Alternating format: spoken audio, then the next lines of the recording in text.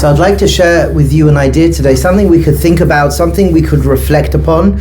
And it's a mechanism, it's a tool to help a mechanism within the human experience that sometimes we can fall prey to.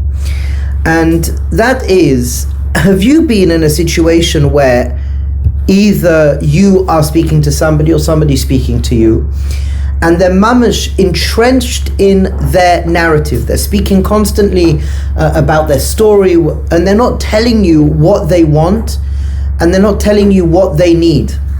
So there's this reality that plays out, and sometimes we can find ourselves doing exactly the same, where we're in a situation and we're going and going and going, when we realize we're rambling.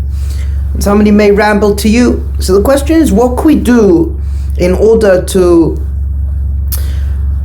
deal with or improve upon the situation if we find ourselves rambling, or if somebody is speaking to us and they're rambling? What can we do?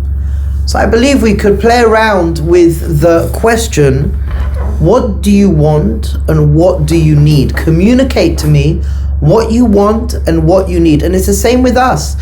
If I'm rambling, I know sometimes I'm very good at that. If I'm rambling, and you guys are very good at it as well, it's not just me.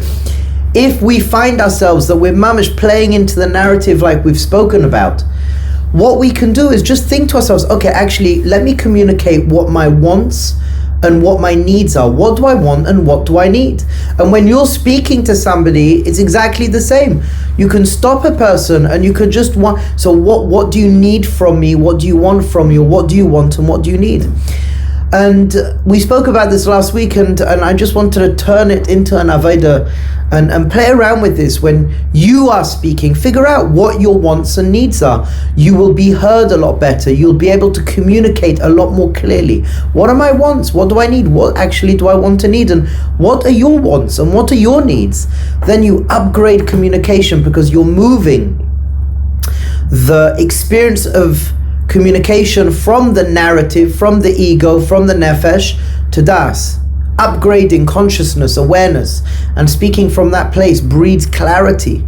So okay, Be'ezras Hashem, we will deal with our wants and needs and have the ability for us to communicate our wants and needs, to remember that as a tool, and when we're speaking to somebody else, to understand really what are their wants, what are their needs.